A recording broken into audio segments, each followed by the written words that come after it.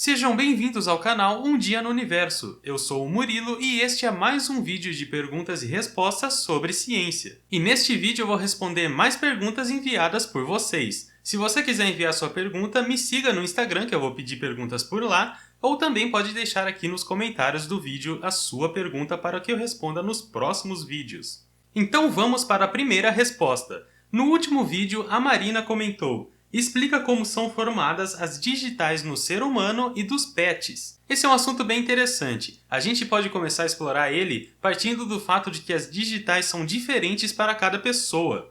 Mesmo gêmeos univitelinos, que são os gêmeos idênticos, que possuem o mesmo DNA, têm digitais diferentes. Então, logo a gente chega à conclusão que a digital não deve ser genética, certo? E realmente as digitais não são genéticas. Elas são formadas, na verdade, durante a gestação, quando o feto começa a se movimentar e explorar ali o espaço que ele está confinado com as mãos e os pés principalmente, no caso de nós humanos, e outros primatas também. Então a pressão feita na pele do feto quando ele está ali tocando na parede do útero forma essas impressões digitais, esses sulcos na nossa pele, que são as impressões digitais, que tem esse padrão de várias formas diferentes e que são únicas para cada indivíduo, justamente porque é um processo aleatório de formação, digamos assim. E esses sulcos na nossa pele acabam sendo permanentes, eles duram a vida toda desde que não sofram ali algum desgaste excessivo. Então, além das digitais serem únicas para cada indivíduo, elas também são permanentes, ou pelo menos são muito difíceis de serem desgastadas a ponto de não serem mais identificáveis. Bom, a questão dos outros animais também é muito legal, porque nós humanos nós temos as mãos como principal ferramenta para interagir com o mundo. Então, dentro do útero, nós como fetos, começamos a então explorar aquele espaço com as mãos e com os pés também, porque afinal de contas nós somos primatas e temos aí parentesco com animais que utilizam bastante os pés para essa parte também de exploração e interação, né, com o mundo, né? Eles têm polegar opositor nos pés, inclusive, muitos deles. Então, as nossas mãos acabam ficando marcadas com as digitais e o resto do nosso corpo não. E os pés também, né? E o resto do corpo não. E outros animais não necessariamente utilizam suas patas para interagir tanto assim com o mundo como nós primatas, né? Os cachorros, por exemplo, eu imagino que os gatos também têm as impressões digitais no focinho, porque dentro do útero, quando ele é um feto, ele começa a literalmente fuçar ali o espaço para explorar ali o que está acontecendo e o que ele acaba pressionando contra a parede do útero é o próprio focinho e não a pata dele, porque a pata dele não tem a mesma função que as nossas mãos têm. Então aí está a resposta. As nossas digitais são formadas pela pressão que nós fazemos na parede do útero de nossas mães quando estamos na gestação, quando ainda somos fetos, e os animais, eles podem ter algumas outras partes do corpo. Eu imagino que o mais comum deva ser o focinho, na verdade, para a maioria dos mamíferos, e os cachorros tem a impressão digital no focinho. Bom, então é isso, espero que tenha sido uma boa resposta. Vamos então para a próxima pergunta. Na verdade, são duas perguntas que são muito similares, então eu vou responder as duas ao mesmo tempo. A Luciana perguntou: teria a possibilidade da Terra ser plana? E o Jorge também perguntou: o planeta Terra é redondo? São duas perguntas opostas, na verdade, mas elas implicam aí na mesma categoria, que é na insinuação, na teorização, na ideia de que a Terra poderia ter o formato plano. Bom, a resposta curta é não, não teria possibilidade da Terra ser plana, e sim, a Terra é redonda, o planeta Terra é redondo. Mas eu vou falar um pouquinho mais sobre esse assunto para não ficar só jogado assim essa resposta. A ideia da Terra plana é bastante medieval, e quando eu digo medieval eu quero dizer medieval mesmo, porque antes da Idade Média, aliás, muito antes, já se sabia que a Terra é redonda. Existe a famosa história do Eratóstenes, que não só já sabia que a Terra era redonda há muito tempo atrás, ele viveu nessa época aqui, eu não sei quando foi, mas eu vou colocar o ano aqui, e ele calculou a circunferência da Terra com uma precisão muito impressionante para a época que ele fez isso. Bom, então por que tem gente que acha que a Terra é plana hoje? Para ser bem sincero, eu não sei a resposta dessa pergunta, mas o fato é que tem. E eu imagino, sinceramente, que isso surgiu como alguma piada, alguma coisa que fizeram na internet e algumas pessoas acabaram acreditando e acabaram criando esse grupo, né, de pessoas, os terraplanistas, que acreditariam que a Terra é plana. Mas eu acho muito bizarro porque claramente dá pra ver que ela não é plana. Os argumentos usados para falar que a Terra é plana, eles são bastante falhos, porque eles não levam em consideração todos os fatores, geralmente. Eles sempre se prendem a explicar um fenômeno e como se os outros fossem totalmente independentes. A principal suposição que tem que ser feita para imaginar que a Terra possa ser plana é que não existe gravidade, porque com gravidade a própria massa se colapsa num formato esférico, porque como a massa se atrai, ela começa a atrair por todas as direções e acaba formando um corpo esférico. E a gente consegue observar isso claramente no nosso sistema solar quando a gente olha para asteroides que têm pouca massa e eles conseguem manter um formato irregular, enquanto planetas ou até alguns cometas um pouco maiores e luas também têm o formato redondo, justamente porque eles começam a ter muita massa e essa massa começa a exercer uma gravidade grande e essa gravidade faz com que aquele corpo se conforme no formato redondo, justamente porque está sendo atraído, tem uma atração ali agindo em todas as direções, então ele acaba colapsando no formato redondo. Se a Terra fosse plana, não teria como existir gravidade, porque a existência da gravidade faz com que a Terra seja redonda. Bom, então para o pessoal da Terra plana simplesmente não existe gravidade. E eles explicam a nossa sensação de estarmos sendo puxados para baixo, como na verdade a Terra estando acelerando para cima e a gente tendo essa ilusão de estarmos sendo acelerados para baixo. Mas isso não faz o menor sentido. A gente sabe que a gravidade ela se altera dependendo de onde você está no planeta. Inclusive por conta da rotação do planeta, que é redondo, diga-se de passagem, você tem uma menor atração gravitacional no Equador do que nos polos, por causa da força centrípeta que o planeta está exercendo, e isso pode ser medido, e isso não aconteceria no caso da Terra estar acelerando para cima como um bloco único de um prato, sei lá, uma coisa plana que está subindo com tudo. Então já por aí já começa a cair a teoria da Terra plana. Sem contar que se não existisse gravidade, não só nós não seríamos puxados para baixo, como a Lua e o Sol e todos os outros astros do universo não teriam gravidade e não existiria então maré, por exemplo, porque a maré é a influência gravitacional da Lua e do Sol, principalmente, agindo nos oceanos da Terra. Como a água é fluida, ela consegue ser puxada e ser levantada pela atração gravitacional da Lua e do Sol e também pela força centrípeta de novo, que é mais forte no Equador do que mais próximo dos polos. Você tem maior maré próxima do Equador, principalmente no equinócio, quando o Equador se alinha com o Sol. E aí entra outra coisa que também não tem como ser explicada, ou pelo menos eu nunca ouvi uma tentativa de explicação na teoria da Terra plana, e com certeza se existir uma tentativa ela ignora outros fatores, que é a existência das próprias estações na Terra.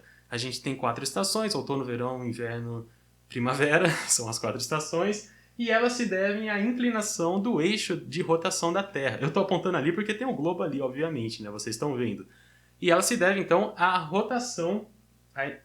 Eu vou pegar o globo. Então, as estações se devem a essa inclinação do eixo da Terra. Vocês estão vendo que aqui embaixo ele está mais para frente do que aqui em cima. Essa inclinação de 23 graus e meio faz com que a Terra receba a luz solar em ângulos diferentes dependendo da época do ano. E repare que quando, aliás, o hemisfério norte está mais inclinado para longe, digamos assim, do Sol, o hemisfério sul está para mais perto do Sol. E o contrário também acontece aqui do outro lado, quando o hemisfério norte está mais para frente do Sol, o hemisfério sul está voltado para trás do Sol. Pode estar um pouco confuso, mas eu já vou dar uma dica que vocês vão poder entender isso melhor. Eu só estou dizendo isso para mostrar o porquê que quando é verão no hemisfério norte, é inverno no hemisfério sul. E isso você explica com a Terra redonda.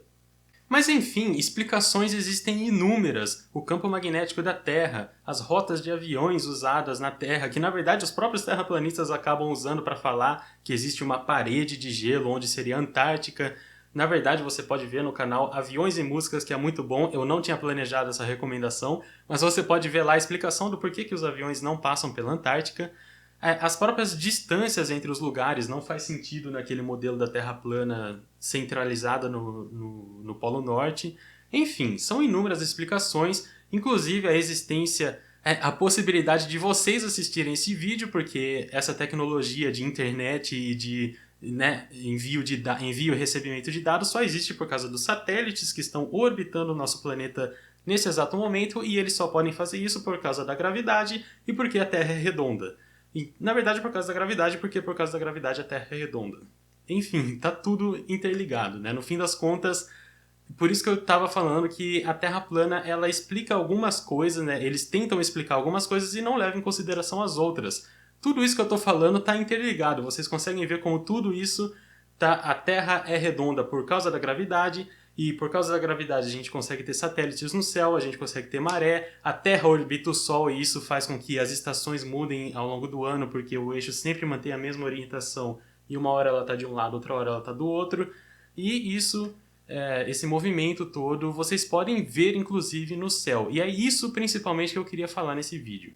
Bom, eu confesso que eu não me preparei para dar essa explicação e mostrar provas de que a Terra é redonda, justamente porque esse não é o principal ponto que eu quero deixar aqui nesse vídeo. O que eu quero deixar é principalmente um convite, ou melhor, um incentivo, para que você observe por conta própria os movimentos da Terra e dos astros. Sim, isso é possível de fazer sozinho, a olho nu, não precisa de telescópio, não precisa de binóculo, você só precisa geralmente estar num lugar que seja escuro. Se você mora numa cidade muito clara, você pode ter algumas dificuldades, até porque geralmente cidades que são claras são grandes e cidades grandes têm prédios altos que atrapalham a visão do céu, mas de forma geral todo mundo consegue observar o céu e ver algumas coisas que mostram os movimentos que o planeta Terra faz ao longo do ano e que os outros planetas fazem também. Bom, para fazer uma observação astronômica desse tipo que eu estou falando, você precisa basicamente ter uma memória mais ou menos aceitável, nem precisa ser muito boa, e ter a disposição de observar o céu no mesmo horário, pelo menos, sei lá, uma vez por semana, uma vez a cada 2, 3 dias, não precisa nem ser todo dia, olha só. Então se você pegar um horário, por exemplo, 10 horas da noite, que aqui no Brasil sempre é escuro às 10 horas da noite, independente se é verão ou inverno, você vai conseguir observar as estrelas se movendo no céu todos os dias um pouquinho, que se deve ao movimento da Terra em torno do Sol. A Terra demora 365 dias para dar uma volta em torno do Sol e uma volta, um círculo, tem 360 graus. A Terra então se desloca um pouquinho menos de 1 grau por dia e ao longo das semanas e dos meses você vai vendo esse deslocamento aí de 20, 30 graus até chegar a 360 quando completa um ano. Para ver isso, você precisa reconhecer as estrelas. E para reconhecer as estrelas, você precisa conhecer as constelações? Na verdade, não. Você pode observar e criar ali seu próprio método de reconhecer as estrelas. Não tem nada de errado com isso. Afinal de contas, constelações são só um jogo ali de ligar os pontinhos para formar imagens nas estrelas. Você pode inclusive formar as suas próprias imagens e reconhecer ali as estrelas que estão no céu a partir disso. Então todo dia, se você for às 10 horas e olhar o céu, você vai ver que uma constelação, um grupo de estrelas em particular, cada dia vai estar deslocado um pouquinho mais no céu e ao longo do ano ela vai acabar dando uma volta, então vai chegar um momento em que ela não vai mais ser visível às 10 horas no céu, porque ela ainda vai estar embaixo do horizonte, até que ela volta a ser visível de novo no próximo ano. Então esse é um método bem simples de ver o movimento da Terra em torno do Sol. Esse 1 grauzinho, um pouquinho menos de 1 grau por dia que ela se mexe, dá para ver a partir das estrelas, porque as estrelas estão muito mais longe da Terra do que o próprio Sol e os outros planetas. Então elas agem como se elas fossem pontos fixos enquanto a Terra se move em torno do Sol. Na verdade elas não são fixas, mas na escala de tempo humana elas se comportam como fixas, sim.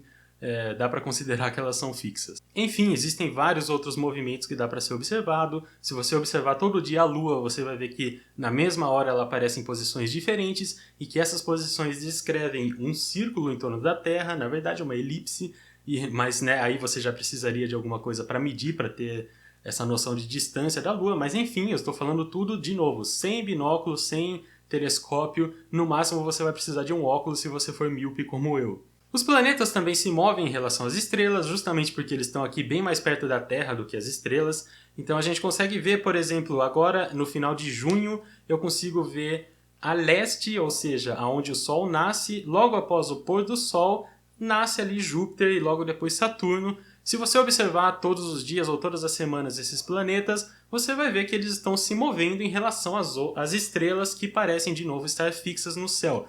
Aliás, o nome planeta vem do grego e quer dizer justamente caminhantes, errantes, alguma coisa assim, porque eles se movem no céu. Os gregos já observavam isso muito tempo atrás e outras civilizações mais antigas até também já observavam isso.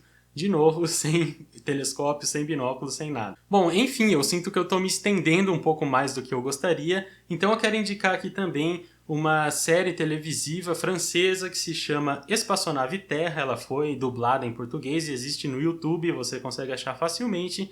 É um documentário muito legal, porque ele mostra justamente essas maneiras de se visualizar os movimentos da Terra, seja em torno dela mesma ou em torno do Sol, e né, a mudança da angulação do Sol que atinge o hemisfério norte e o hemisfério sul nas estações, né, nas diferentes estações do ano. E, enfim, o assunto aí se estende e você consegue observar isso, mesmo não tendo instrumentos específicos para isso, mesmo não tendo sequer o conhecimento astronômico, conhecendo nem constelações, nada disso, você consegue ainda assim observar os movimentos da Terra que são causados pela sua órbita em torno do Sol, que só existe por causa da gravidade, que faz com que a Terra seja redonda.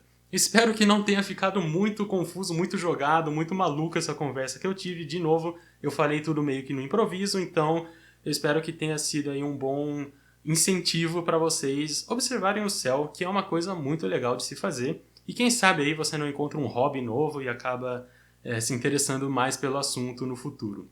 Bom, então é isso. Hoje eu dei 2 respostas só. No último vídeo eu tinha dado 3, mas eu estou experimentando com o comprimento do vídeo. Não sei se eu consegui reduzir um pouco o tamanho do vídeo, porque eu me estendi bastante nessa segunda resposta, mas espero que vocês tenham gostado. Se você gostou, não se esqueça de dar um joinha aqui embaixo e também de se inscrever no canal. E claro, comente aqui com a sua pergunta se você gostou da minha resposta, se você gosta do jeito que eu falo e do jeito que eu explico as coisas da melhor maneira que eu posso. Eu vou responder a sua pergunta num vídeo futuro.